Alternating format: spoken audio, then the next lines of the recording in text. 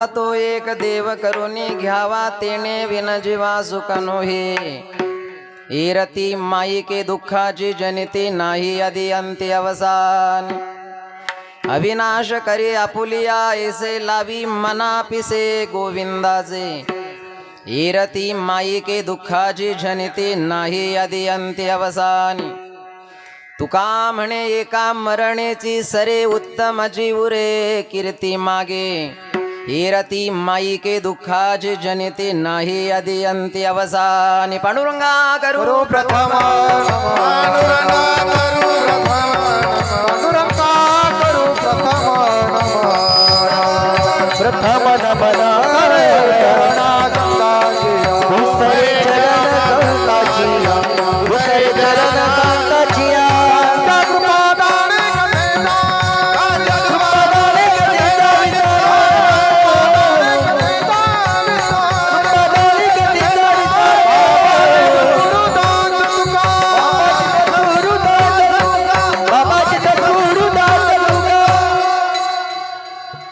समचरण सरोजम सांद्र नीलांबुदाभं जगन निहित पाणि मंडन मंडनानां. तरुण तुलसी माला कंदरम कंजनेत्रम सदय धवलहासं विठ्ठलं चिंतयामि. ओम नमो ज्ञानेश्वरा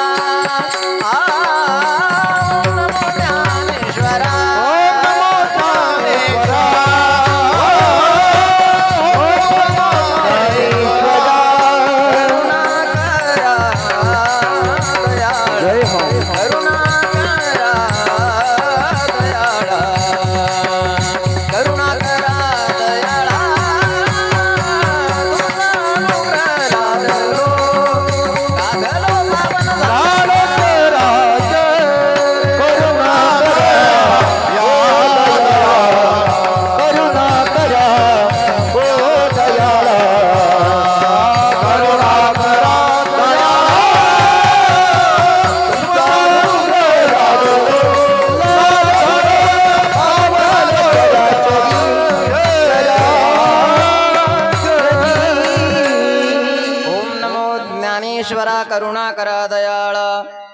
तुमचा अनुग्रह लादलो पावन झालो चराचरी. ज्ञानेशो भगवान विष्णु निवृत्तीर भगवान हर. सोपानो भगवान ब्रह्मा मुक्ताख्या ब्रह्मचित्कला. गंगा विशुद्धं नितपाद स्पर्शं सर्ववेष्टितं चुंबितं पुण्यस्थानं सराले स्थितं तं समाधिस्थं मूर्तिं नमामि गंगागिरिजी योगिराजम्. तपोज्ञान वैराग्य भक्ति स्वरूपं सदालंकृतं साधु संन्यास योगं. मुखे अस्य वेदांत शास्त्रार्थनितिं. नमो नारायण गिरिजि परब्रह्म स्वरूपं ब्रह्मानन्दं परमसुखदं केवलं ज्ञानमूर्तिं. द्वन्द्वातीतं गगनसदृशं तत्त्वमस्यादिलक्ष्यम्. एकं नित्यं विमलमचलं सर्वधी साक्षिभूतं.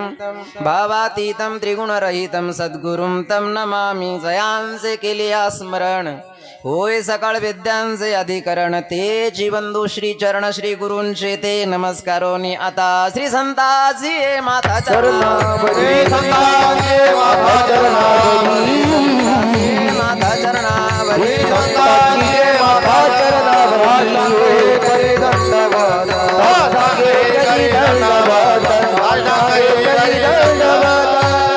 विश्रांती पावलो सांभाळा उत्तरी वाढली अंतरी प्रेम सुख.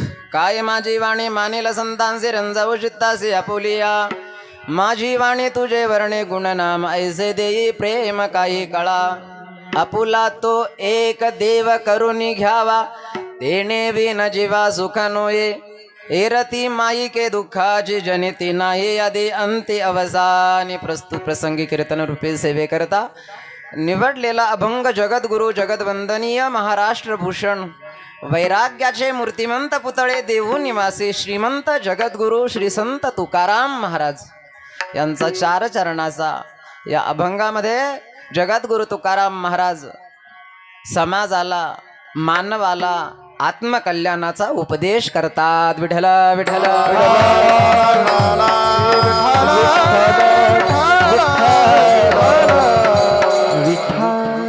कारण उपदेश करण्याकरता अधिकार पाहिजे. जगद्गुरु तुकाराम महाराजांच्या अभंगावर कीर्तन करणं वेगळं. जगद्गुरु तुकाराम महाराज एक अनुभवी महापुरुष आहे. ज्यांनी देवाचं भजन केलं, दिन रजनी धंदा केला. इथं आले, या मृत्यू लोकामध्ये आले आणि मृत्यू लोकामध्ये आल्यानंतर एक धंदा केला जो तुम्ही आम्ही करत नाही तसं पाहिलं तर. पण जगद्गुरु तुकाराम महाराज बोलतायत, जी दिन रजनी हाची धंदा गोविंदाचे पवाडे. देवाचं भजन केलं.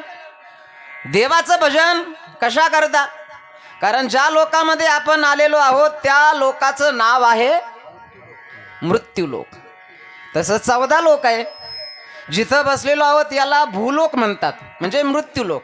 भूलोक, भुवरलोक, स्वर्गलोक, महरलोक, जनोलोक, तपोलोक आणि सत्यलोक असे वर 7 लोक आहे. आणि आपण जिथं बसलेलो आहोत तिथून खाली आहे 7 लोक. खाली आहे अतळ, वितळ, सुतळ, तळातळ, रसातळ, महातळ आणि पाताळ. खालीही 7 लोक आहे. मृत्यू लोक आहे. मृत्यू लोकातल्या जंक्शन स्टेशनवर तुम्ही आम्ही उतरलेलो आहोत. मृत्यू लोकातला व्यवहार माऊली ज्ञानेश्वर महाराज बोलतात, आहा कटकटा हे ओखटे ये मृत्यू लोकेचे उफराटे. हे तर अर्जुना जरी अवचटे जन्मलासी तू तरी जडजडोनी वहिला निघ. ये भक्तीची ये वाटे लाग जिया पावसी अव्यंग निज धाम माझे. जे मनुष्य शरीर दिलेलं आहे देवानं देवे दिला देह भजना करता. भजना गोमटा. सुंदर असणारं जे मनुष्य शरीर देवानं दिलेलं आहे, हे मनुष्य शरीर देवाची भक्ती करण्याकरता दिलेलं आहे. आणि देवाची भक्ती करून, कारण इथं शेवट होतो, शेवटचा दिस गोड व्हावा. इथं आल्यानंतर प्रत्येकाचा शेवट होतो, म्हणजे उगवलेला सूर्य मावळतो. उगवलेला सूर्य किती वाजले आता? 11:30 वाजून गेले. म्हणजे आता सूर्य मावळणार आहे. मावळणार आहे का असा प्रश्नच करायचा नाही, कारण जो उगवलेला आहे तो मावळणार आहे. ज्याचा उदय झालेला आहे त्याचा अस्त होणार आहे. आणि ज्याचा जन्म झालेला आहे इथं, म्हणून या लोकांचं नाव मृत्यू लोक आहे. ज्याचा जन्म इथं होतो. आया है सो जाएगा राजा रंक फकीर. नवे नवे उदंडची झाले जन्मोनिया मेले होवोनिया गेले राव रंग. हा लोक आहे, मृत्यू लोक आहे. म्हणून भगवान गीतेमध्ये बोलतायत, कुरुक्षेत्रावर अर्जुनाला गीतेचा उपदेश करत असताना भगवान सांगतायत, अर्जुना जातस्य हि ध्रुवो मृत्युर ध्रुवम जन्म मृतस्य च तस्मात् परिहार्यर्थेन त्वं शोचितुमर्हसि. यावर गोड माऊली ज्ञानेश्वर महाराज ओवे लिहितात, उपजेते नाशे. ज्याचा जन्म होतो ना तर उपजेते नाशे, नाशेले ते पुनरपी दिसे. हे घटिका यंत्र जैसे परिभ्रमे का. ज्याचा जन्म झाला त्याचा मृत्यू होतो. कारण देह हे काळाचे, धन कुबेराचे, इथे मनुष्याचे काय आहे. या देहावर काळाची सत्ता आहे. जसं जगद्गुरु तुकाराम महाराज बोलतायत ना की पाहतो उंदीर घेऊन जाय ओका, तैसा काळ लोका नेतसे. पण मृत्यूलाही निमित्त पाहिजे. आज ज्या मातोश्रीला आपल्यातून जाऊन 1 वर्ष पूर्ण झालं, त्यांचा फोटो, त्यांची प्रतिमा पाहून असं वाटत नाही ना. मृत्यूला निमित्तच पाहिजे. एक म्हण आहे बघा, कावळ्याला होतं उडायला नाही, कावळ्याला होतं बसायला, आणि फांदीला होतं, म्हणजे फांदी मोडणारच होती तशी. फांदी मोडायलाच आलेली होती, परंतु कावळ्याला झालं बसायला आणि फांदीला झालं मोडायला. तसं मृत्यूला काहीतरी निमित्त पाहिजे. तसं इथं देता देवविता नेता नेवविता. येथे याची सत्ता काय आहे? देवानं दिलेलं शरीर आहे. जो आवडे सर्वांशी तोची आवडे देवासी. आले देवाची या मना. कोणाचंच काही चालत नाही तिथं. काळाची हे उडी पडेल बा जेव्हा, काळाची उडी पडेल बा जेव्हा, काळाची हे उडी पडेल बा जेव्हा, काळाची उडी पडेल बा तुझा. सोडविना तेव्हा माय बाप, सोडविना तेव्हा माय बाप, सोडविना तेव्हा माय बाप. देहावर काळाची सत्ता आहे ना. काळाची हे उडी पडेल बा जेव्हा, सोडविना तेव्हा माय बाप. हा लोक मृत्यू लोक आहे. आणि सतत शरीरामध्ये बदल होतो, शरीरामध्ये परिवर्तन होतं, संसारामध्ये बदल होतो, परिवर्तन होतच. एकदम मनुष्य मरत नाही, मनुष्याचा मृत्यू एकदम नाही होत बरं का. असं वाटतं आपल्याला काही मनुष्याचा एकदम मृत्यू झाला, एकदम मृत्यू होतच नाही. झाडाला लागलं पान, आता झाडाला पान लागलं म्हणजे कालांतरानं ते पिवळं होणारच आहे ना. पिवळं झालेलं पान काय म्हणतो आपण, आता पान पिवळं झालं आणि ते पान पिवळं झालेलं पान गळतं. तसं इथं तुम्ही आम्ही सर्वजण आयुष्य घेऊन आलेलो आहोत. आयुष्य मोजावया बैसला मापारी, तुकारे व्यवहारे संसाराच्या नेईल ओढोनी ठाऊके नसता, न राहे दुष्यता हरेवेन. आयुष्य संपलं म्हणजे प्रत्येकाला देह ठेवावा लागतो. पान पिवळं झालं म्हणजे ते गळतं, पण पिवळं झालेलं पान खाली पडलं, पडल्याबरोबर त्याच्या पाठीला लागलं, पान अशा लागलं, त्याच्या रडायला लागलं, ते पान रडायला लागलं आणि झाड हसायला लागलं. वर महाराज सांगत असतात हा विषय, पान रडायला लागलं आणि झाड हसायला लागलं. रडणाऱ्या पानानं झाडाला विचारलं, काय झालं तुला हसायला? आजपर्यंत माझी जिंदगी माझं सर्व जीवन तुझ्या सहवासामध्ये गेलं आणि तू खुशाल हसतो. अरे मी पडलो खाली, लागलं मला पाठीला. झाडानं हसता हसता सांगितलं, बाबा आता तू पिवळा झाला होता, आता तुझं गळणं गरजेचं होतं, कारण तू जर गळाला नसता तर मला नवीन पालवी लागली नसती. हा संसार आहे, संसारामध्ये परिवर्तन होतं. गंगा आहे आपल्या जवळ, गंगेला महापूर येतो, पाणी येतं. आता गंगेला महापूर आला, गंगेचं पाणी आहे, पाहतो आपण, या तीरावर राहतो आपण. एक अनुभवाचा प्रसंग बघा, अनुभवाची एक प्रोसेस बघा. ज्या तीरावर आपण राहतो, गोदावरीच्या गंगेच्या तीरावर आपण राहतो, म्हणजे गंगेला पूर आला, गंगेला महापूर आला, गंगेला पाणी चालू आहे सातत्यानं. कुणीतरी पाहुणा आला, त्यानं आपल्याला विचारलं, सरळ सरळ विचारलं, का हो हे पाणी आहे, किती दिवस झाले हे पाणी चालू आहे? त्यानं विचारलं पाहुण्यानं. आता पाहुण्याला माहित नव्हतं पाणी नदीला किती दिवसापासून आलेलं आहे, पण आपण गंगेच्या तीरावर राहत असल्यामुळं सहज त्या पाहुण्यानं विचारलं, का हो हे पाणी जे चालू आहे किती दिवस झाले पाणी चालू आहे? मग आपण तीरावर राहत असल्यामुळं आपल्याला माहिती आहे की जवळजवळ महिना झाला तसं हे पाणी चालू आहे. मग आपण प्रश्न ज्यानं केलेला आहे त्याला सरळ उत्तर देतो की हे पाणी 1 महिना झाला तसं. प्रश्नाचं उत्तर बरोबर आहे की चूक आहे? तुम्हाला कसं वाटतं? बरोबर आहे असं वाटतं. म्हणजे पाणी जे आहे नदीला आलेलं, गंगेला आलेलं पाणी 1 महिना झालं तसं पात्रामधून पाणी वाहतं. मग विचारणाऱ्याने विचारलं की हे पाणी किती दिवस झालं हे वाहतं पाणी? ज्याला विचारलं त्यानं उत्तर दिलं, हे पाणी 1 महिना झालं तसं वाहतं. मग आपल्याला उत्तर ऐकायला जरी बरोबर वाटत असलं की हे पाणी 1 महिना झालं तसं वाहतं, पण हे प्रश्नाचं उत्तर चुकीचं आहे. कशावरून? ज्यानं प्रश्नाचं उत्तर दिलं, बोलत असताना त्यानं सांगितलं की हे पाणी 1 महिना झालं तसं वाहतं. आता हे हा शब्द प्रयोग करत असताना हे पाणी तर गेलं ना हो. कुठं गेलं? अहो ते समुद्राला गेलं असेल. 1 महिना झालं हा प्रवाह चालू आहे, दिसतोय आपल्याला हे पाणी, पण हे पाणी म्हटल्याबरोबर ते पाणी तर गेलं हो, समुद्राला जाऊन मिळालं. रात्री एका व्यक्तीनं दिवा लावला 8 वाजता, रात्री 8 वाजता दिवा लावला, दिव्यामध्ये तेल भरवलं, प्रज्वलित वाद केली, दिवा लावला. सकाळचे 8 वाजले. सकाळी 8 वाजता कोणीतरी व्यक्ती घरामध्ये आला. त्या व्यक्तीनं विचारलं, का हो हा दिवा कधी लावला? मग ज्यानं लावला होता त्याला विचारल्यामुळं त्यानं काय सांगितलं, हा दिवा मी कधी लावला? रात्री 8 वाजता दिवा लावला. प्रश्नाचं उत्तर बरोबर आहे ना असं वाटतं. ज्यानं दिवा लावला त्याला ज्या वेळेला विचारलं की हा जो दिवा आहे तुम्ही कधी लावला? ज्यानं दिवा लावला होता त्यानं सांगितलं की हा दिवा मी रात्री 8 वाजता लावला.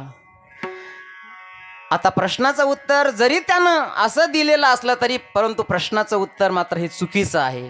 ज्या वेळेला त्यानं दिवा लावला त्या वेळेला त्या ज्योतीतून अनंत ज्योती उत्पन्न झाल्या, निर्माण झाल्या, नष्ट झाल्या, उत्पन्न झाल्या, निर्माण झाल्या, नष्ट झाल्या, परंतु त्या दिव्याच्या ज्योतीचा वेग आपल्या लक्षात येत नाही. आपल्याला असं वाटतं तोच दिवा आहे. आता तोच नाही, तो दिवा तर रात्रीच कितीतरी वेळेला त्याची निर्मिती झाली आणि तो नष्टही झाला, पण दिव्याच्या ज्योतीचा वेग आपल्या लक्षात आला नाही.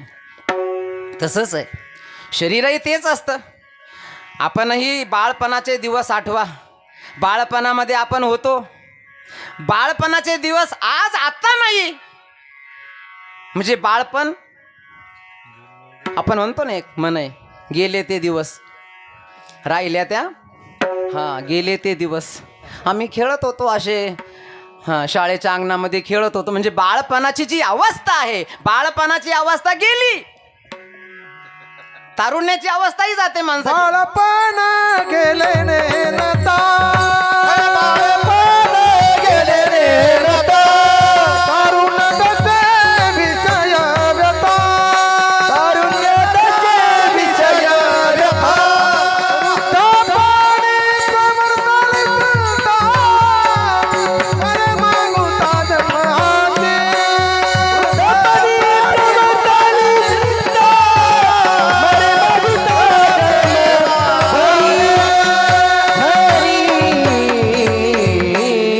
शरीराला ढोबळ मानानं 3 अवस्था येतात आणि जातात. बाळपण येतं जातं, तारुण्य येतं जातं, पण म्हातारपण आल्यानंतर ते येतं, परंतु आल्यानंतर ते जात नाही. का बरं जात नाहीत? येतं ते. जसं बाळपण, आम्ही बाळपणामध्ये, बाळपणाचे दिवस आहे, बाळपणाचे दिवस जे होते ते गेले. बाळपण आलं गेलं, तारुण्य येतं जातं, पण म्हातारपण आल्यानंतर मात्र ते असं शिगट आहे, ते येतं पण ते जात नाही. आणि त्याला जर जायचं असेल ना, तर मग ते सुखासुखी नाही जात, मग ते चौघांच्या खांद्यावर बसून जात. बाळपण गेले नेनता, तारुण्य दशे विषय व्यथा, वृद्धपणे प्रवर्तली चिंता, मरे मागुता जन्मधरी. शरीर आहे, वृद्धावस्थेमध्ये गेल्यानंतर शरीराचं आयुष्य संपलं म्हणजे देह प्रत्येकाला ठेवावा लागतो. म्हणून मृत्यूलोकामध्ये जो आला आया है सो जाएगा, येथे नाही उरो आले अवतार एरते पाम. काय प्रमाण आहे हे प्रमाण तुम्ही ऐक. जगद्गुरु तुकारामांचं प्रमाण आहे हे. इथं शब्दप्रयोग करताना जगद्गुरु तुकाराम महाराज म्हणतात, जिथं आपण बसलेलो आहोत याच स्थानावर येथे म्हणजे मृत्यू लोकामध्ये भगवंताचे अवतार झाले. कशा करता? यदा यदा हि धर्मस्य ग्लानिर्भवति भारत अभ्युत्थानम धर्मस्य तदात्मानं सृजाम्यहम् परित्राणाय साधूनां विनाशाय च दुष्कृतां धर्म संस्थापनार्थाय संभवामि युगे युगे. धर्म रक्षावयावतार घेसी, धर्म रक्षावयावतार घेसी,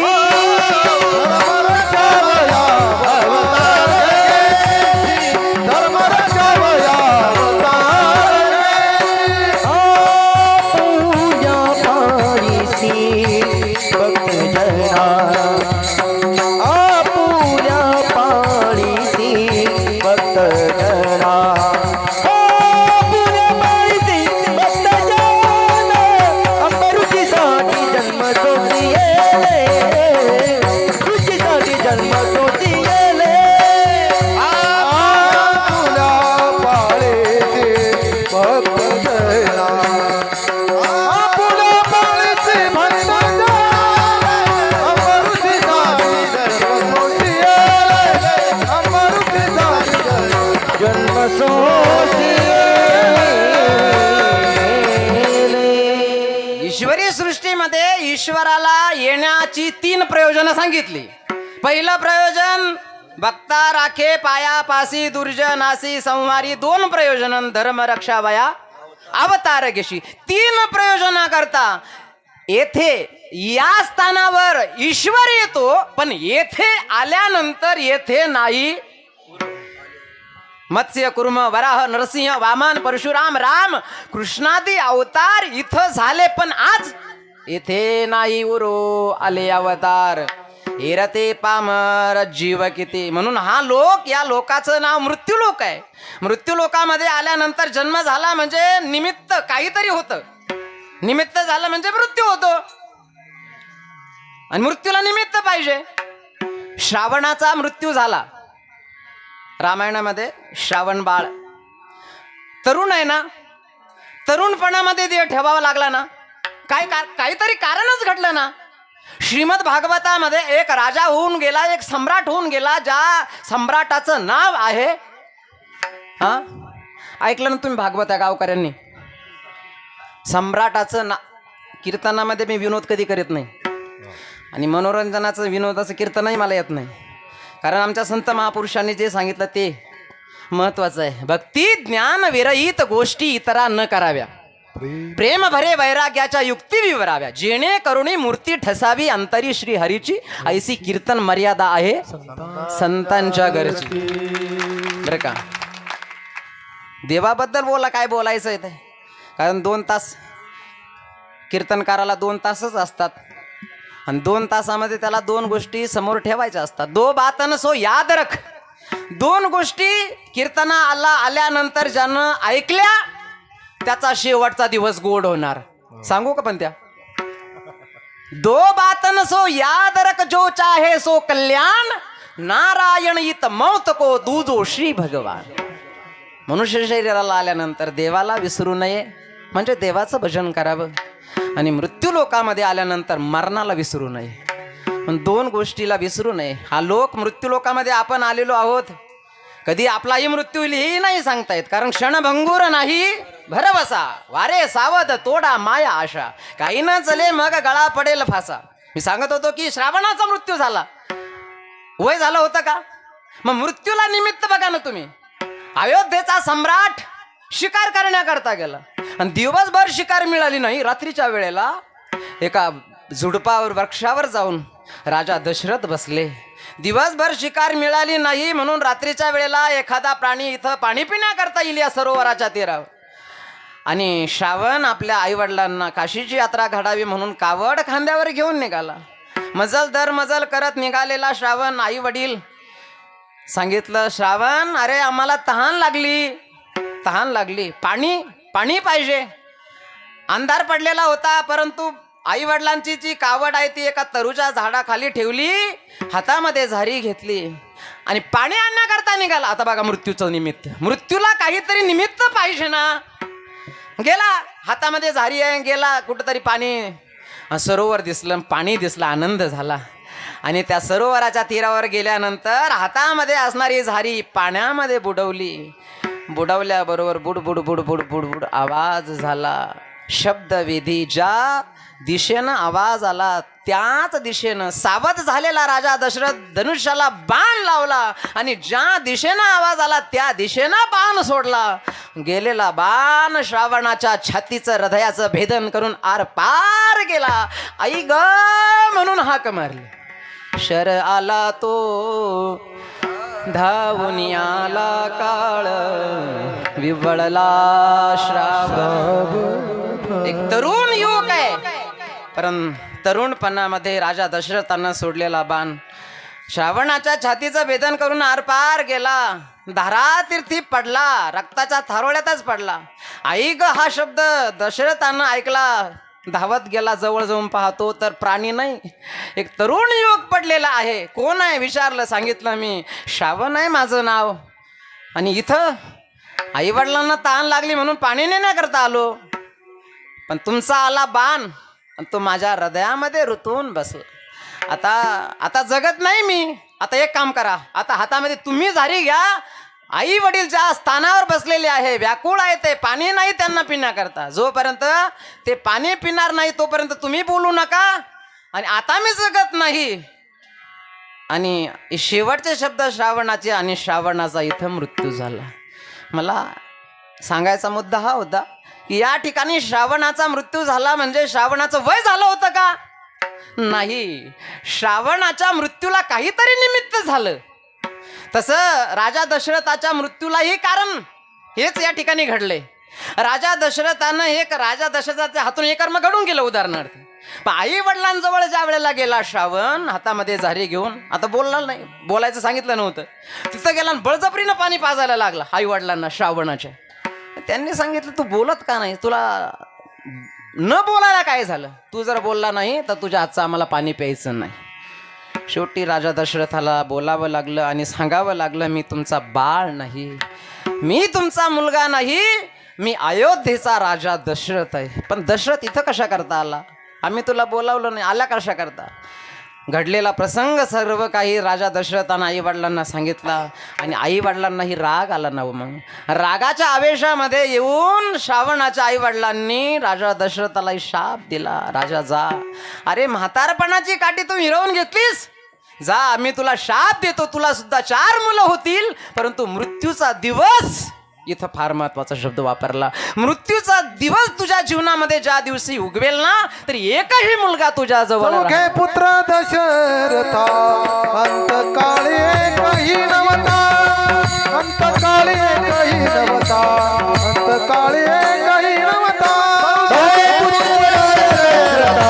अंतकाळी काही नवता, अंतकाळी काही नवता, अंतकाळी काही नवता. भविष्यामध्ये राजा दशरथाच्या घरी 4 मुलं आहे. मर्यादा पुरुषोत्तम अवतार प्रभू रामचंद्राचं प्रागट्य झालं. भरत, लक्ष्मण आणि शत्रुघ्न ही 4 मुलं राजा दशरथाला आहे. पण रामायण नाही मांडायचं आपल्या पुढं, कारण मागच्या वर्षी रामायण झालं इथं. ज्या वेळेला कैकईनं मंतरेनं भडकावलं, ज्या वेळेला मला असं वाटतं, म्हणले, कारण राजा दशरथानं पाहिलं कानाजवळचा केस, काळा केस पांढरा झाला. जरा कर्णमुळी सांगू आली गोष्टी, मृत्यूची या भेटी जवळी आली, आता माझ्या मना होई सावधान. आता सावध झालं पाहिजे. आणि म्हणून राज्याभिषेकाची तयारी सुरू झाली. मंथरेला कळालं, मंथरेला कळाल्यानंतर मंथरेनं कैकईला भडकवलं. कैकईनं ऐकलं मंथरेचं, कोप भवनामध्ये बसली. कैकई जाऊन राजा दशरथ समजूत घालण्याकरता त्या ठिकाणी आला. तिनं सांगितलं, मला बोलायचं नाही. का बरं, काय झालं तुला न बोलायला? अजिबात बोलायचं नाही म्हटले. आता राजा दशरथाला काही कल्पना नव्हती. सांगितलं, मला वचन द्या की मी जे काही तुम्हाला मागेल ते तुम्हाला द्यावं लागेल. काय मागणार आहे आता? ही मागणार तरी काय मागणार?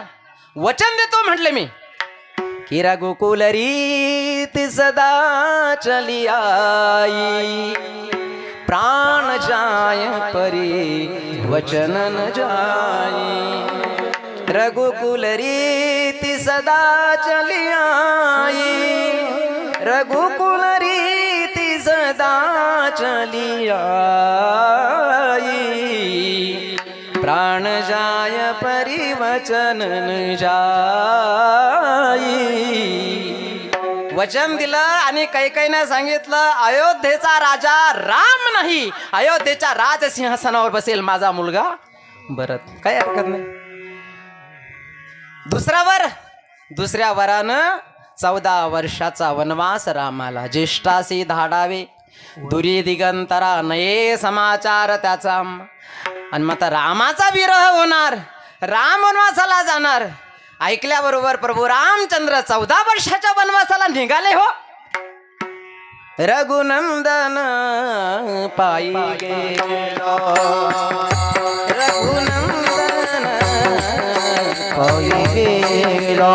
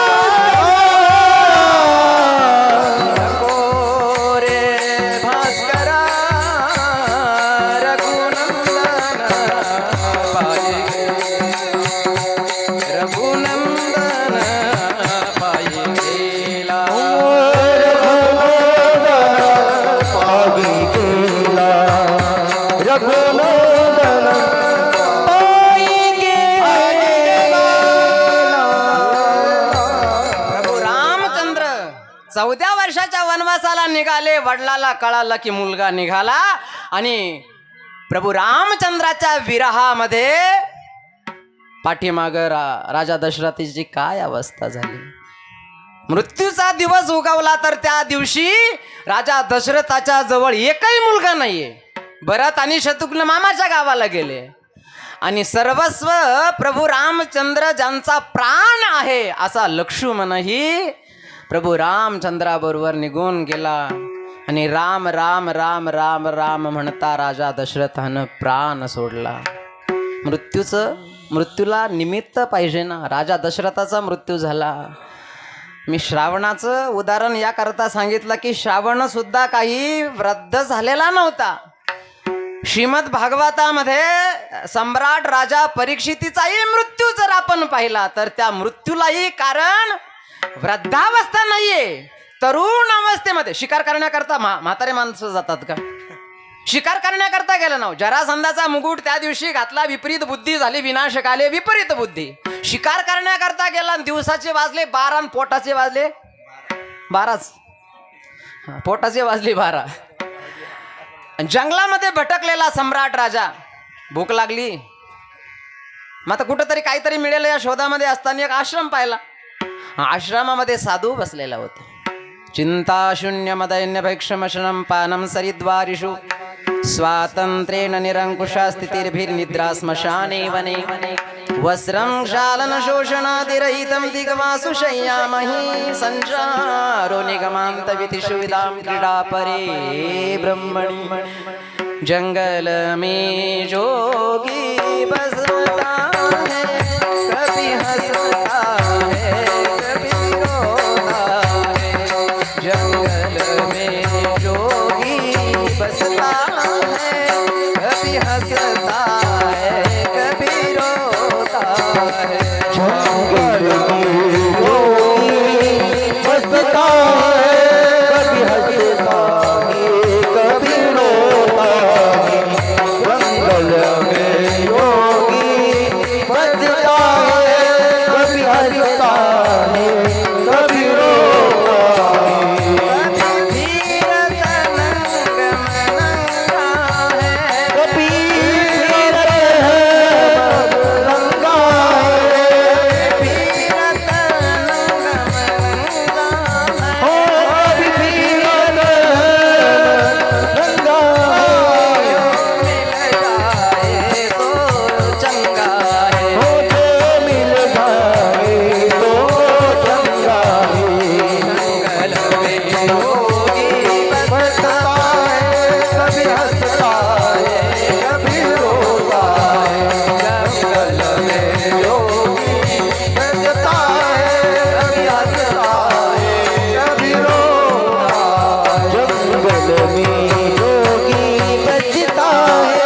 कभी हंसता है कभी रोता है.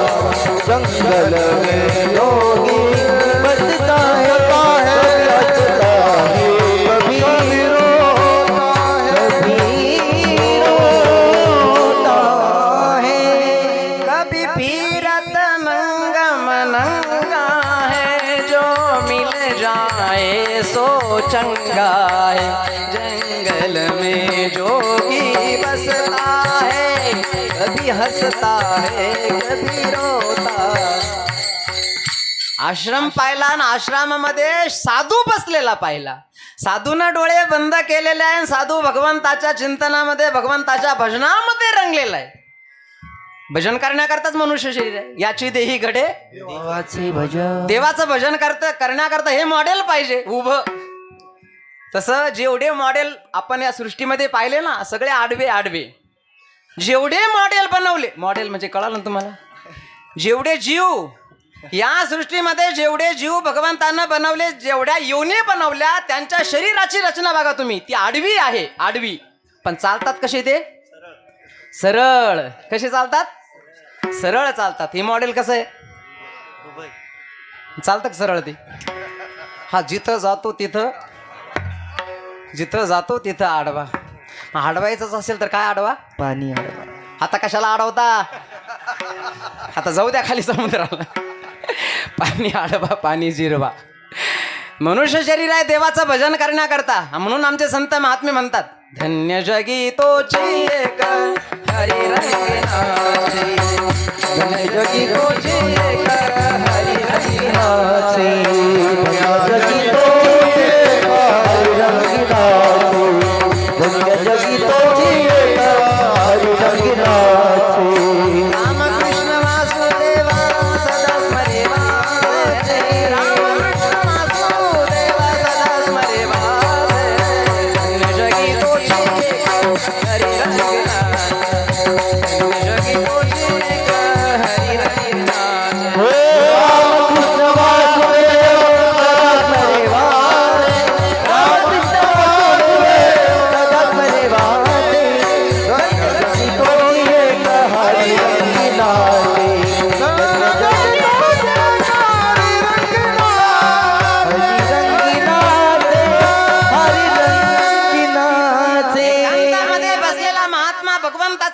करत होता.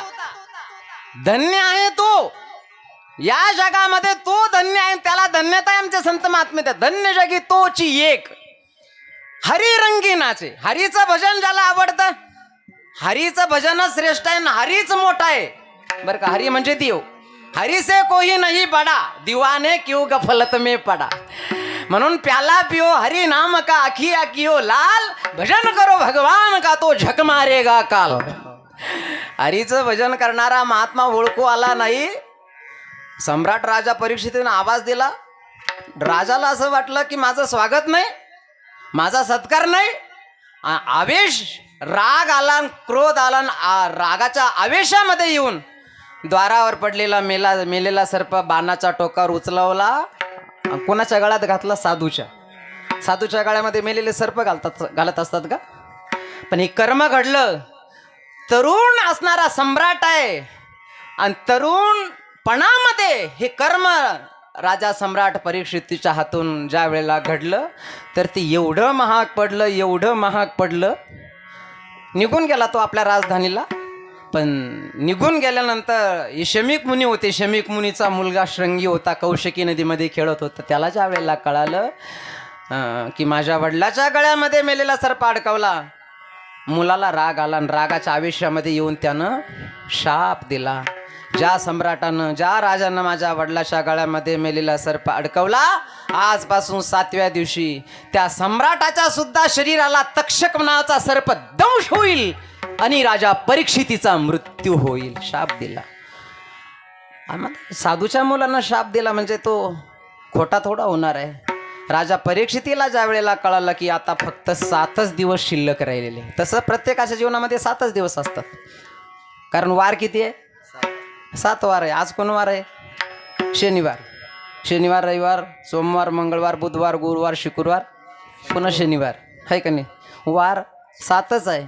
आणि कोणत्या तरी एका दिवशी प्रत्येकाला हा तक्षक नावाचा सर्प जो आहे ह्या दंश करण्याकरता येणार आहे. राजा परीक्षितीला कळाल्यानंतर आता मृत्यूपासून आपली सुटका व्हावी, मृत्यूपासून सुटण्याचा उपाय कोणता आहे? कुणाला विचारावं? साधू संत महापुरुष यांना विचारलं गंगेच्या तीरावर जाऊन, कुणाला सांगता आलं नाही. प्रश्न एवढाच होता की ज्याचा मृत्यू जवळ आलेला आहे त्याचं कर्तव्य काय केलं पाहिजे त्यानं.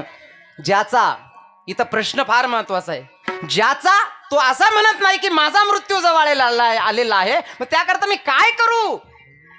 शुकाचार्यांना विचारलं, महाराज काय मी उद्धार पावेन, काय कृपा करील नारायण, ऐसे तुम्ही सांगा संतजन, करा समाधान चित्त माझे. कारण मला शाप मिळालेला आहे. मी तरुण आहे आणि तरुण वयामध्ये मला एका तरुणानं शाप दिलेला आहे. कारण माझ्या हातून असं कर्म घडून गेलं आणि त्यामुळं माझा मृत्यू होणार आहे. अशा वेळेला समजावलं, साधूनं समजावलं. कारण साधूचं सान्निध्य मिळालं आणि साधूचं सान्निध्य मिळाल्यामुळं देवाच्या प्राप्तीचा उपाय सांगितला. राजा घाबरू नको, शरीर आहे, शरीराचा मृत्यू होणारच आहे. नाशिवंत देह जाणार सकळ, आयुष्य खातो काळ सावधान. कारण तुम्ही आम्ही सर्वजण या ठिकाणी आयुष्य घेऊन आलेलो आणि आयुष्य संपलं म्हणजे क्या भरोसा है इस जिंदगी का, क्या भरोसा है इस जिंदगी का, क्या भरोसा है जिंदगी का, क्या भरोसा है जिंदगी का, क्या भरोसा है इस जिंदगी का, क्या भरोसा है इस जिंदगी का, क्या भरोसा है जिंदगी का, क्या भरोसा है जिंदगी का. साथ देती नहीं है किसी का, साथ देती नहीं है किसी का, क्या भरोसा है जिंदगी का, क्या भरोसा है जिंदगी का, क्या भरोसा है जिंदगी का, क्या भरोसा है जिंदगी का. सर खुशाएगी चलते चलते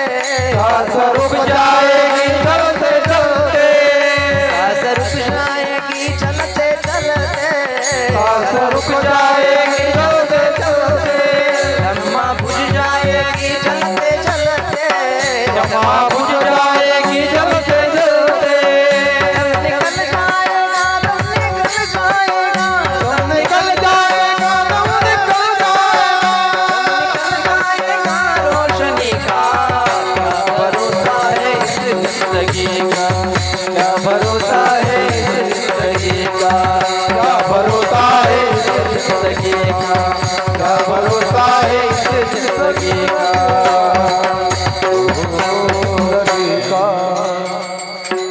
लोकांमध्ये मृत्यू लोकांमध्ये आलेलं असल्यामुळं इथं जन्म झालेला आहे आणि इथं जन्म झालेला असल्यामुळे मृत्यू होणार आहे. घाबरू नको.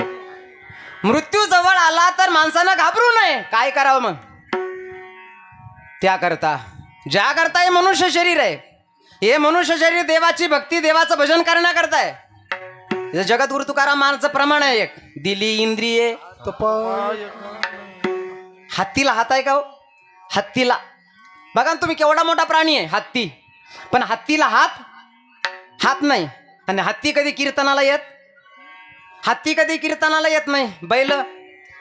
बैलही कीर्तनाला येत नाही. म्हशी कीर्तनाला येण्याकरता हात पाहिजे. भगवंतानं तुम्हाला आम्हाला दिली इंद्रिय, हात, पाय, कान, डोळे, मुख, बोलावया वचन. कशा करता? जेणे तू जोडसी नारायण, देवाचं भजन करण्याकरता. म्हणून आमचे संत महात्मे एके ठिकाणी वर्णन करतात कबीर महाराज, हरि भजन को मान रे प्यारे, हरि भजन को मान रे, मत कर मोह तू हरि भजन को मान रे, मत कर मोह हरि भजन को मान रे, मत कर मोह तू हरि भजन को मान रे, मत कर मोह हरि भजन को मान रे. वदन दिया हरि गुण गाने को, वतन दिया हरि गुण गाने को, वदन दिया हरि गुण गाने को, वतन दिया हरि गुण गाने कान दिए सुन ज्ञान रे, मत कर मोह तू हरि भजन को मान रे, मत कर मोह तू हरि भजन को मान रे. मत कर मोह तू हरि भजन को मान रे, मत कर मोह तू हरि भजन को मान रे. नयन दिए दर्शन करने को, नयन दिए दर्शन करने को, नयन दिए दर्शन करने को, नयन दिए दर्शन करने को, हाथ दिए करदान रे, मत कर मोह तू हरि भजन को मान रे, मत कर मोह तू हरि भजन को मान रे, मत कर मोह तू हरि भजन को मान रे, मत कर मोह तू हरि भजन को मान रे.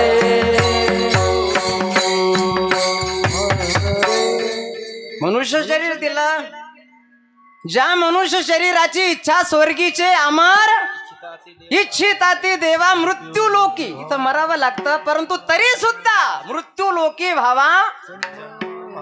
मृत्यू लोकांमध्ये आल्यानंतर, इथं जन्म झाल्यानंतर मृत्यू होतो, काही निमित्तानं मृत्यू होतो, पण तरी सुद्धा मृत्यू लोकी व्हावा जन्म आम्हा, अशी प्रार्थना देवाला करतात. मूक दिल. म्हणून आमचे संत महात्मे जे कबीर महाराज वर्णन करतात, वदन दिया हरि गुण गाने देवान दिए सुन ज्ञान रे, मत कर मोह तू हरि भजन को मान रे। नयन दिए दर्शन करने को, हाथ दिए करदान रे, मत कर मोह तू हरी भजन को।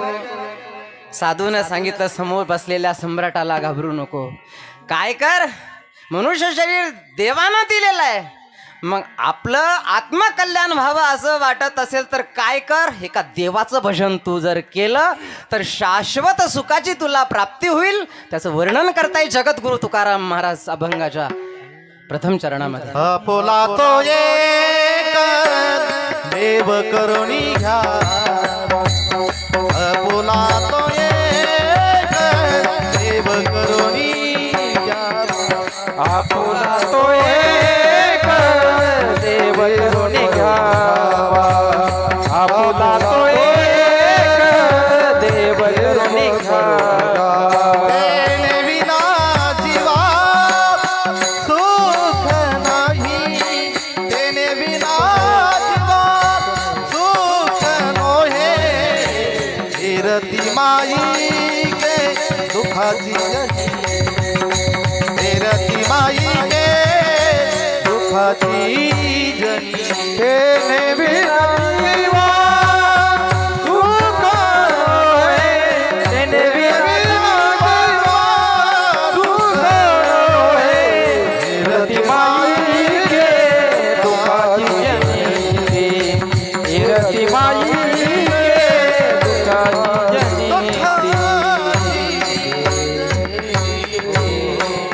आपुला तो एक देव करुणी घ्यावा. देवाची भक्ती, देवाचं भजन करण्याकरताच मनुष्य शरीर दिलेलं आहे.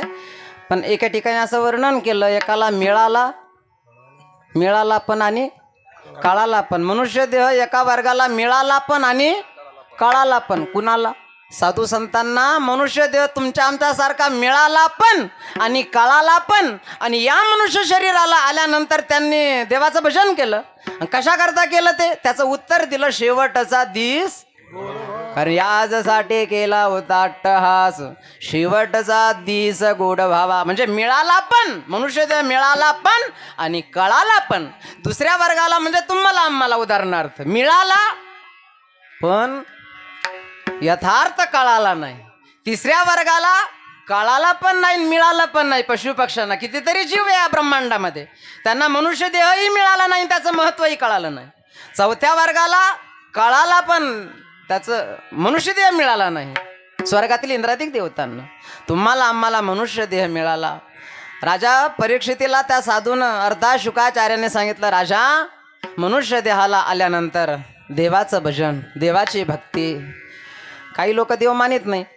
आता वर्ष श्राद्धाच्या या कर्मकांडामध्ये एक महत्त्वाचा विषय आपल्यासमोर याकरता मी मांडतो. एक नास्तिक वर्ग आहे, एक आस्तिक वर्ग आहे. आस्तिक म्हणजे देव मानणारा, नास्तिक म्हणजे देव न मानणारा. मग देव का मानत नाही लोक? देव न मानण्याचं महत्त्वाचं कारण म्हणजे जो दिसत नाही. जो दिसत नाही म्हणून त्याला नास्तिक वर्ग मानत नाही. बरोबर आहे. मग बऱ्याच अशा काही गोष्टी आहेत त्या दिसत नाही परंतु त्या आहे. काय? उदाहरणार्थ हे वायर आहे, म्हणजे वायर तुम्हाला माहित नाही असं नाही, पण हे जे वायर आहे या वायर मध्ये इलेक्ट्रिक वीज आहे. दिसते का? इलेक्ट्रिक वीज शिवाय चालू शकत नाही. या वायर मध्ये इलेक्ट्रिक वीज आहे परंतु ती दिसत नाही म्हणायची सोय नाही. आहे म्हणावं तर दाखवता येत नाही ना हो. जसं सुभाषितकारांनी एका ठिकाणी असं वर्णन केलं, एक श्लोक सांगितला की फुलामध्ये सुगंध आहे की नाही? आहे. दिसतो का? नाही का? नाही म्हणायची सोय नाही. आहे म्हणावं तर दाखवता येत नाही. तिळामध्ये तेल आहे पण ते दिसत नाही. काही प्रक्रियेतून ज्या वेळेला तीळ जातात तर त्यावेळेला तिळामध्ये तेल आहे हे दिसते. म्हणजे पुष्पे गंधम तिले तैलम काष्टे अग्निम पयसी घृतम. पय म्हणजे दूध. दुधामध्ये तूप आहे. दुधामध्ये तूप आहे की नाही? दुधामध्ये तूप आहे. म्हणतोनी नवनीता तैसे घे अनंत म्हणजे दुधामध्ये तूप आहे पण दिसतं का? उदाहरणार्थ दुधामध्ये तूप आहे पण आपल्याला दिसत नाही. नाही का? नाही म्हणायची सोय नाही, कारण दुधात पासूनच आपल्याला तूप मिळतं. म्हणजे याचा अर्थ काय झाला की पुष्पे गंधम तिले तैलम काष्टे अग्निम पैसी घृतम इक्षौ गुडम तथा देहे पश्चात मानम विवेकतः. जसं तुमच्या आमच्या शरीरामध्ये देव आहे की नाही याकरता माऊली ज्ञानेश्वर महाराज म्हणतात सर्वाघटी राम, सर्वाघटी राम. म्हणजे देव प्रत्येकाच्या देहामध्ये आहे परंतु तो दिसत नाही. पण त्या देवाला आमचे संत महात्मे म्हणतात की आम्ही त्याला पाहिलं. योगी या दुर्लभ तो म्या देखिला साजनी, योगी या दुर्लभ पाहता पाहता. म्हणजे देव आहे. सांगायचा मुद्दा हा होता की वर्ष श्राद्धाच्या कर्मकांडाच्या या विधीमध्ये एक असा एक संशय निर्माण होतो की गेलेल्या व्यक्तीला आपण नैवेद्य दाखवतो. काय दाखवतो? गेलेल्या व्यक्तीला आपण नैवेद्य दाखवतो. मग आता आपण एवढी अज्ञानी नाही, एवढं आपल्याला समजत नाही असं नाही. ज्या व्यक्तीला आपल्या कुटुंबातून परिवारातून जाऊन 1 वर्ष पूर्ण झालं त्यांच्या प्रतिमेसमोर तुम्ही नैवेद्य ठेवला, मग तो नैवेद्य कोण ग्रहण करतं? म्हणजे तो जो नैवेद्य आहे ज्यांना आपण दाखवतो त्या व्यक्तीच्या शरीराला काय केलं आपण? भान आहे ना आपल्याला? काय केलं? मृत झालेलं डेड बॉडी झालेलं शरीर आपण अनुभवातून स्मशानभूमीमध्ये नेलं. स्मशानभूमीमध्ये नेल्यानंतर त्या शरीराला चितेवर आपण ठेवलं. चितेवर ठेवलं, मुलांना अग्नी दिला. अग्नी दिला, काही क्षणामध्ये ते शरीर जळून भस्म झालं. झालेलं भस्म झालेली शरीराची राख गंगेमध्ये आपण विसर्जित केली. वाहत्या पाण्यामध्ये ते शरीराचं भस्म राख समुद्राला वाहून गेली. एवढा अनुभवाची प्रोसेस आपल्याला माहीत असताना सुद्धा मग आपण प्रतिमेसमोर फोटोसमोर जो नैवेद्य दाखवतो यामध्ये काय रहस्य आहे? मग नेमकं असं मी सांगत असतो की कीर्तनकाराला तुम्ही बसलेल्यांनी सुद्धा विचारलं पाहिजे. नाहीतर ते म्हणतात ना की कीर्तनकारानं बांधला फेटा, मारल्या चाटा आणि छापल्या नोटा. विचारलं पाहिजे ना. यामध्ये एक रहस्य आहे की या ठिकाणी जो आपण नैवेद्य दाखवतो तो त्यांना मिळतो. कारण व्यक्तीचा जरी मृत्यू झाला, व्यक्तीच्या मृत्यूनंतरही मनुष्याचं जीवन आहे. कशावरून? एक प्रमाण अगदी आपल्याला पटेल असं प्रमाण. आपल्या पाठीमागं जो बोर्ड आहे, जे बॅनर आहे, त्यावर एक शब्दप्रयोग आहे कै. काय शब्द आहे? मग कै शब्दाचा अर्थ आपल्याला माहिती आहे ना. कै म्हणजे काय? हा, कै म्हणजे कैलासवासी. नाहीतर कैच्या जागेवर एक दुसरा असतो शब्द वई नसतो. नाहीतर कै, वई आणि हे 2 शब्द नसले तर मग तिसरा एक असतो. कोणता? सो असतो. मग सो म्हणजे स्वर्गवासी, कै म्हणजे कैलासवासी, वई म्हणजे वैकुंठवासी. याचा अर्थ मृत्यूनंतरही मनुष्याचं जीवन आहे बरं का. कारण ही कर्मभूमी आहे. या कर्मभूमीवर मनुष्य पापकर्म करतो, पुण्यकर्म करतो. या ठिकाणी केलेलं पापकर्म, या ठिकाणी केलेलं पुण्यकर्म, पापकर्म आणि पुण्यकर्म या 2 पाप आणि पुण्यकर्माचा हिशोब देण्याचा दिवस म्हणजे वर्ष श्राद्धाचा दिवस आहे. कारण जीवनामध्ये कर्म करतो ना मनुष्य, मग ते कर्म, त्या कर्माचं फळ भोगण्याकरता पुढील योनीला मनुष्याला जावं लागतं. याचा अर्थ फक्त असा घ्यायचा की मृत्यूनंतरही मनुष्याचं जीवन आहे. आणि म्हणून आपण प्रतिमेसमोर जो नैवेद्य ठेवतो तो नैवेद्य. आणि वर्ष श्राद्ध हा एक शब्द आहे. वर्ष म्हणजे 12 महिने झाले. श्राद्ध म्हणजे गेलेल्या व्यक्तीला आपण श्रद्धायुक्त अंतकरणानं नैवेद्य दाखवला. जसं नामदेव महाराजचं चरित्र मी सांगत असतो, माहिती आहे आपल्याला की श्रद्धायुक्त अंतकरणानं नामदेव महाराजांनी नैवेद्य दाखवला तर मूर्तीतून प्रगट होऊन तो नैवेद्य हातीचा नैवेद्य हातीचा मूर्ती दे, मूर्ती दे, नैवेद्य हातीचा मूर्ती दे, मूर्ती दे, नैवेद्य हातीचा मूर्ती दे, हाती देवी, नैवेद्य हातीचा मूर्ती देवी. महिषी पुत्र मुखे महिमा संतांचा,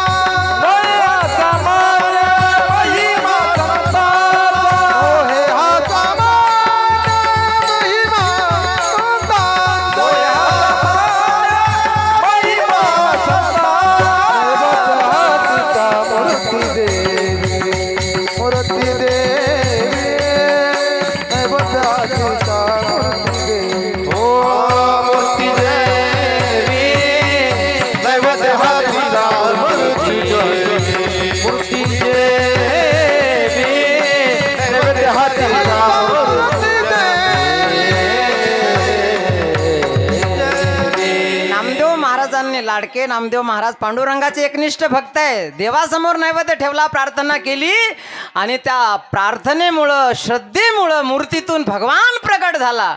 आता भगवंताला हे कळत नाही का? प्रभू रामचंद्राचं चरित्र आपण ऐकतो. प्रभू रामचंद्राला एवढं कळत नाही का की जी बोरं देणारी आहे ती कोण आहे? बरं, जिनं बोरं दिली ती बोरं कशी होती? उच्चिष्ट होती. परंतु भगवंतानं ती उच्चिष्ट, ती फळे खाय बिल्लणीची. उच्चिष्ट फळं भगवंतानं खावी. फार महत्वाचा विषय फक्त भाव आणि श्रद्धा. देवा कारणे भाव तस्मात. म्हणून गेलेल्या व्यक्तीच्या समोर आपण प्रतिमेसमोर जो नैवेद्य दाखवतो तो नैवेद्य त्यांना मिळतो. जे आपल्यातून गेलेले आहे त्यांना तो नैवेद्य मिळतो. जसं माऊली ज्ञानेश्वर महाराजांची एक उभी आहे. जसं माऊली ज्ञानेश्वर महाराज म्हणतात की जैसा नखाग्री व्याळू लागे तो शिकांत व्यापी वेगे. एखाद्या व्यक्तीच्या पायाच्या अंगठ्याच्या अग्रभागाला एखाद्या सर्पानं जर दंश केला तर दंश ज्या स्थानावर झाला ते स्थान म्हणजे पायाचा अंगठा आहे. अंगठ्याला सर्पानं दंश केला. दंश केल्याबरोबर त्याचं विष दुसऱ्याच क्षणामध्ये माणसाच्या डोक्यापर्यंत येतं. आता तुमच्यापैकी एखाद्यानं उठून उभं राहून मला जर विचारलं की ते कसं येतं? पायाच्या अंगठ्याच्या अग्रभागाला सर्पाचा दंश झाला आणि ते विष, सर्पाचा विष मस्तकापर्यंत येतं. मग कसं येतं ते तुम्ही जर विचारलं मला कसं सांगावं लागेल माहिती आहे का? मला असं सांगावं लागेल की एखादा तू धर. हा, मग आता तो अनुभवाचाच विषय आहे ना तो. म्हणजे अंगठ्याच्या अग्रभागाला सर्पदंश झाल्यानंतर माऊली ज्ञानेश्वर महाराजची उभी ती. माऊली ज्ञानेश्वर महाराज म्हणतात जैसा नखाग्री व्याळू म्हणजे साप, जैसा नखाग्री व्याळू लागे तो शिखांत व्यापी वेगे. मग पायाच्या अंगठ्याच्या अग्रभागाला जर सर्पदंश झाला त्याचं विष जर मस्तकापर्यंत येतं, तसं या ठिकाणी श्रद्धेनं आपण जो नैवेद्य दाखवतो तो नैवेद्य त्यांना मिळतो. म्हणून या विधीमध्ये नैवेद्य दाखवण्याची ही जी प्रथा आहे. म्हणजे या ठिकाणी आपण आस्तिक ज्याला म्हणतो की देव मानतो, देव आहे. आणि जगद्गुरु तुकाराम महाराज या ठिकाणी आपल्याला तेच सांगतात की आपल्या वाटाला आलेले जे कर्तव्य आहे, ज्यांचे आपल्यावर ऋण आहे, ज्यांचे आपल्यावर उपकार आहे, त्यांच्या उपकारातून त्याच्या ऋणातून उत्तीर्ण होण्याकरता हा विधी या ठिकाणी करा. पण आपलासुद्धा हा विधी होणार आहे असा बोर्ड आपला लागेल. असेच लोक येतील, फक्त लोक दुसरे राहतील, कीर्तन करणारे महाराज दुसरे राहतील आणि आमचे टाळ वाजवणारे. कारण या ठिकाणी या परिसरामध्ये भजनी मंडळाला द्यावे तेवढे धन्यवाद आहे. कारण या ठिकाणी आल्यानंतर, या परिसरामध्ये आल्यानंतर खरोखर असं वाटतं की आपण गंगागिरी महाराजांचे खरोखर पाईक आहोत. आणि गंगागिरीजी महाराजांनी आपल्याला घडवलेलं आहे. नाहीतर काय, आता 2 दिवसापूर्वी आम्ही कार्यक्रमाला गेलो संगमनेर भागामध्ये. 4-5 पोरं गुरुकुलमधले, तो ती सिस्टीमही सांगायचं तात्पर्य हे आहे की या ठिकाणी भरभरून असणारा हा कार्यक्रम, ही भजनी मंडळी या ठिकाणी उभी राहतात. कारण देवाला मानतो आपण. साधू संतांनी आपल्याला देवाला मानायला सांगितलेलं आहे. मग त्या देवाचं भजन योगीराज सद्गुरू श्री गंगागिरीजी महाराजांनी केलं, साधू संत महापुरुषांनी केलं. देवाचं भजन, देवाची भक्ती करण्याकरताच या ठिकाणी आपण आलेलो आहोत. माऊली ज्ञानेश्वर महाराज म्हणतात हे लोक ज्या करता इथं आले तसं पाहिलं तर ते करीत नाही. पाहे पा शरीराची या गावा जया लागी आले ती पांडवा. महाराज म्हणतात या ठिकाणी आल्यानंतर देवाचं भजन करा. आपुला तो एक देव करून घ्यावा, तेने विन जीवा. खरं सुख पाहिजे, खरी शांती पाहिजे, खरं समाधान जीवनामध्ये पाहिजे असेल, कारण समाधान हे समाधान नावाच्या हॉटेलमध्ये मिळत नाही. खरं सुख पाहिजे असेल तर त्याकरता या नरदेहाला आल्यानंतर मोठ्या प्रेमानं ज्या देवाचं भजन, त्या देवाची प्रार्थना द्रौपदीनं केली तर द्रौपदी करता जो देव दरबारामध्ये प्रगट झाला. कौरवी पांचाळी सभे माझी आणली, हाक मारली भगवंताला. कारण वस्त्रहरण दुर्योधनानं सांगितलं की या द्रौपदीला निर्वस्त्र कर, नग्न कर. झाला नग्न कर, शब्दप्रयोग झाला. दुःशासनानं ऐकलं आणि वस्त्रहरण करू लागला दुःशासन. अशा वेळेला दरबारामध्ये बसलेले जेवढे काही रथी महारथी असतील, भीष्माचार्य असतील, द्रोणाचार्य असतील, कृपाचार्य असतील, 5 पांडव, सर्वांना प्रार्थना केली. परंतु कुणीही रक्षण करण्याकरता उठून उभं राहिलं नाही. अशा वेळेला तिनं पाहिलं की या दरबारामध्ये माझं रक्षण करणारा आता फक्त एकच आहे आणि तो म्हणजे देव. तुका म्हणे तुझ सोडविना कोणी, एका चक्र पाणी वाचून या म्हणून देवाचा धावा केला. कुठे गुंतलासी द्वारकेच्या राया, देवाचा धावा केला. वर हात केले, ज्यांना ज्यांना आहे ते करा. 2 मिनिटं फक्त. श्रीकृष्ण गोविंद हरे मुरारे, हे नाथ नारायण वासुदेव. श्री कृष्ण गोविंद हरे मुरारे, हे नाथ नारायण वासुदेव. कृष्ण गोविंद हरे मुरारे, हे नाथ नारायण वासुदेव. श्री कृष्ण गोविंद हरे मुरारे, हे नाथ नारायण वासुदेव. हे नाथ नारायण वासुदेव, हे नाथ नारायण वासुदेव.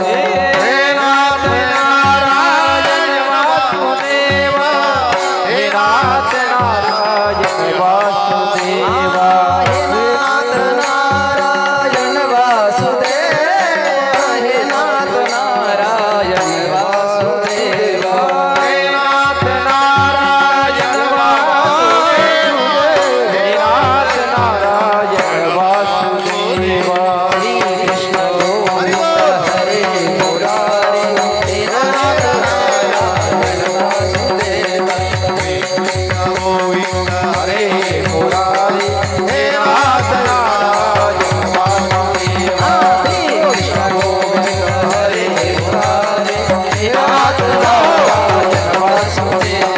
श्री कृष्ण गोविंद हरे मुरारे, हे नाथ नारायण वासुदेव. अच्युतं केशवं राम नारायणं कृष्ण दामोदरं वासुदेवं हरिं. अच्युतं केशवं राम नारायणं कृष्ण दामोदरं वासुदेवं हरिं. अच्युतं केशवं राम नारायणं कृष्ण दामोदरं वासुदेवं हरिं. अच्युतं केशवं राम नारायणं कृष्ण दामोदरं वासुदेवं हरिं. श्री कृष्ण गोविंद हरे मुरारे, हे नाथ नारायण वासुदेव. कृष्ण गोविंद हरे मुरारे, हे नाथ नारायण वासुदेव. कृष्ण गोविंद हरे मुरारे, हे नाथ नारायण वासुदेव. कृष्ण गोविंद हरे मुरारे, हे नाथ नारायण वासुदेव. श्री कृष्ण गोविंद हरे मुरारे, हे नाथ नारायण वासुदेव. श्री कृष्ण गोविंद हरे मुरारे, हे नाथ नारायण वासुदेव. भगवंताचा धावा केला म्हणजे याचा अर्थ असा झाला की देवाशिवाय खरं रक्षण जीवाचं करणारा या ठिकाणी कोणी नाही, म्हणून शरण जावे. कुणाला? सर्व भावे देवाला. सर्व भावे देवासी. देवाला शरण गेली द्रौपदी. द्रौपदीचं रक्षण करण्याकरता जो देव धावून आला, जो देव प्रल्हादाकरता खांबातून प्रगट, खांबात देव असतो का? पण जो देव भक्त प्रल्हादाकरता खांबातून प्रगट झाला, जगद्गुरु तुकाराम महाराज म्हणतात त्या देवाला काय करा? पुला तो एक देव करुणी घ्यावा, तेने विन जीवा सुख नोहे. आणि देवा व्यतिरिक्त महाराज म्हणतात इतरांना जर तुम्ही शरण गेलेच तर त्याचा उपयोगच होणार नाही. त्याचं वर्णन आहे द्वितीय चरणामध्ये. हाय रती माई के दुखाची जना, हे रती माई के दुखाची जनी. हे रती माई के दुखाची जना, हे रती माई के दुखाची जनी.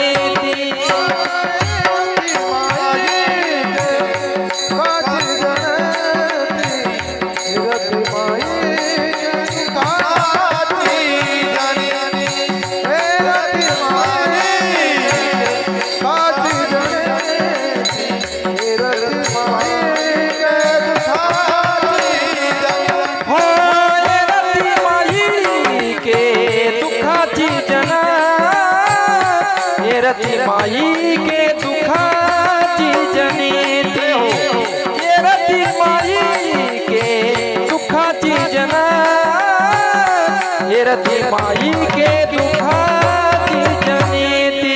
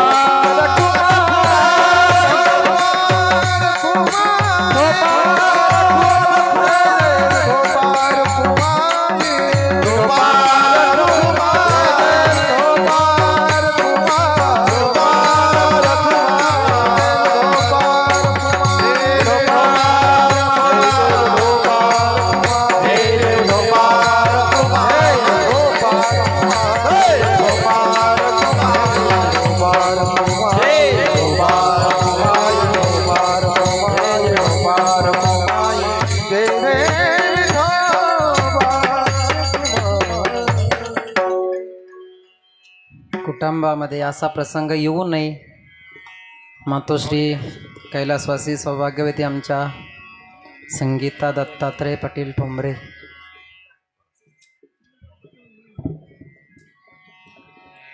ठोंबरे परिवार विठ्ठल विठ्ठल विठ्ठल हे विठ्ठल विठ्ठल विठ्ठल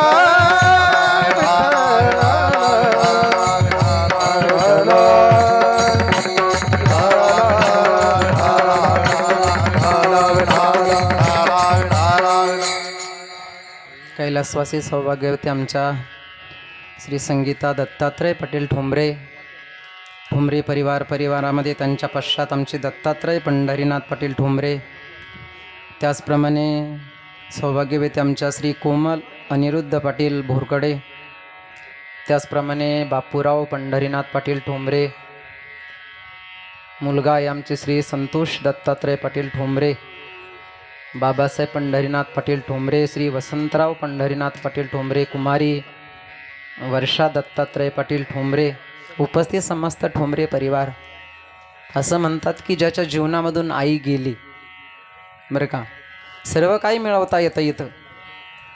पण साने गुरुजींची एक ती कविता आपण ऐकली असेल, स्वामी तिन्ही जगाचा आई विन भिकारी. स्वामी आहे, तिन्ही जगाचा स्वामी आहे, मालक आहे, पण आई नाही. स्वामी तिन्ही जगाचा आई विन भिकारी, लेकोराचे हित वाहे माऊलीचे चित्त. ज्याच्या जीवनातून आई गेली तो पोरका होतो. घडू नये असे प्रसंग, परंतु मी अगोदर सांगून गेलो की आम्ही या ठिकाणी आयुष्य घेऊन आलेलो आहोत. आणि आयुष्य संपलं म्हणजे प्रत्येकाला या ठिकाणी आले. देवाजी या मनात तेथे कोणाचे चाले ना, कुणाचंच काही चालत नाही. कारण देता देवविता नेता नेवविता, तेथे याची सत्ता काय आहे.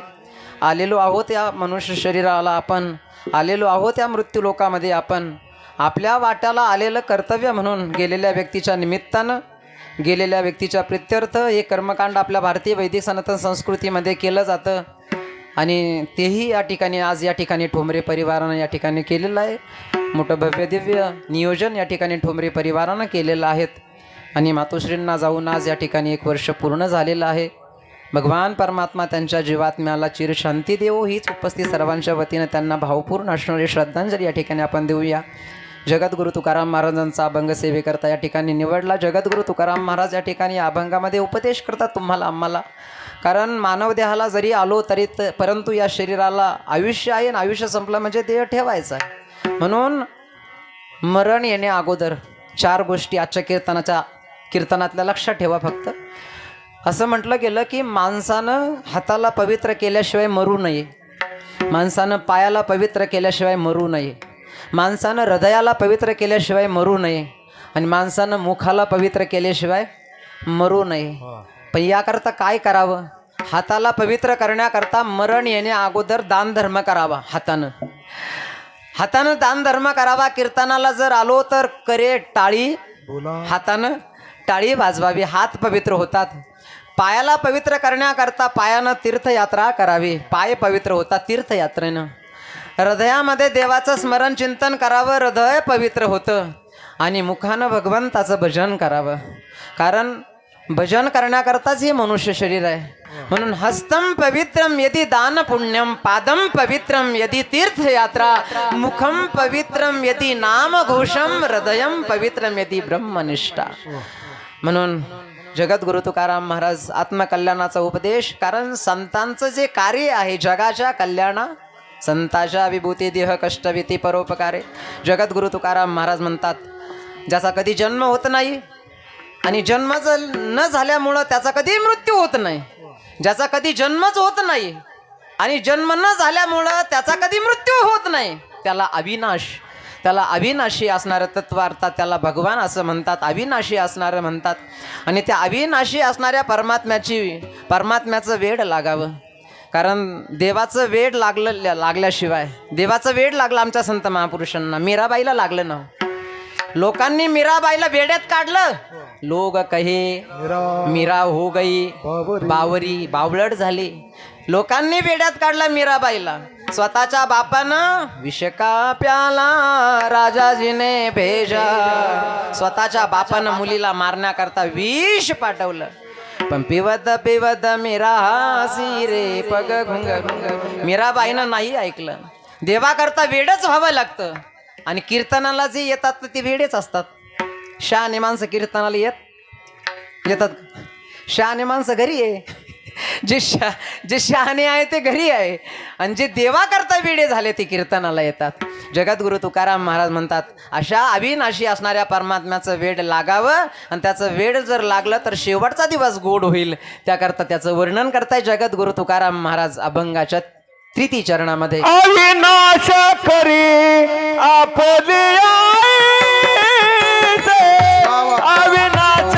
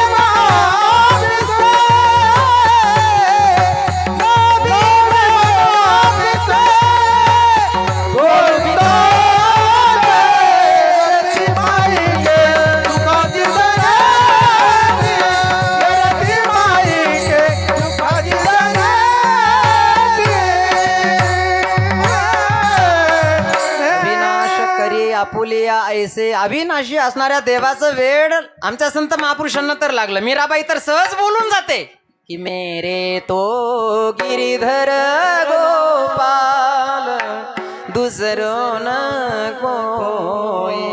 देवा करता वेडी झाली मीराबाई. देवा करता आमचे संत महात्मे वेडे झाले. आणि देवा करता जो वेडा होतो काय करतो देव त्याला अविनाश करी आपुलिया ऐसे लावी मना पिसे गोविंदाचे ज्ञानेश्वर माऊली ज्ञानराज माऊली ज्ञानेश्वर माऊली ज्ञानराज माऊली तुकाराम माऊली ज्ञानेश्वर माऊली ज्ञानराज माऊली तुकाराम. जगद्गुरु तुकाराम महाराज म्हणतात हा मृत्यू लोक आहे. इथं प्रत्येकाला देह ठेवावा लागतो. इथं एकाची जयंती होते.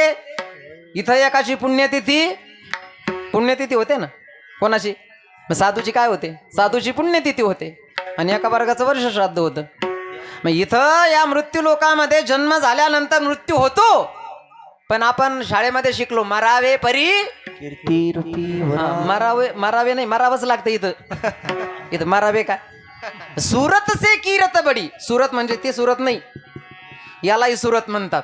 शरीरालाही सुरत म्हणतात. सूरत से कीरत बडी बीन पंख उड़ जाए. सूरत तू जाती है कीरत कभी न जाए. गेले दिगंबर ईश्वर विभूती राहिल्या त्या कीर्ती जगामध्ये. म्हणून संत महापुरुषांनी देह ठेवला. परंतु या ठिकाणी असं कार्य केलं जसं कबीर महाराज म्हणतात की जब तुम आये जगत में तुम्ही आम्ही सर्वजण ज्या वेळेला या मृत्यू लोकामध्ये ज्या वेळेला आलो तर त्या वेळेला रडत आलो. आम्ही सगळेजण. आणि जन्माला आलेलं मूल हे रडलंच पाहिजे. नाहीतर आईला चिंता सगळ्याला चिंता. जब तुम आये जगत में तो तुम रोये जग हासे. बापाला आनंद झाला. गावभर पेढे वाटले बापान. आपला जन्म झाल्यामुळं आपल्या कुटुंबाला आनंद झाला. पण त्या दिवशी आम्ही सर्वजण रडलो. जब तुम आए जगत में तो तुम रोए जग हासे. अब ऐसी करणी कर चलो तुम हासे जग रोए. कोणीतरी तुमच्या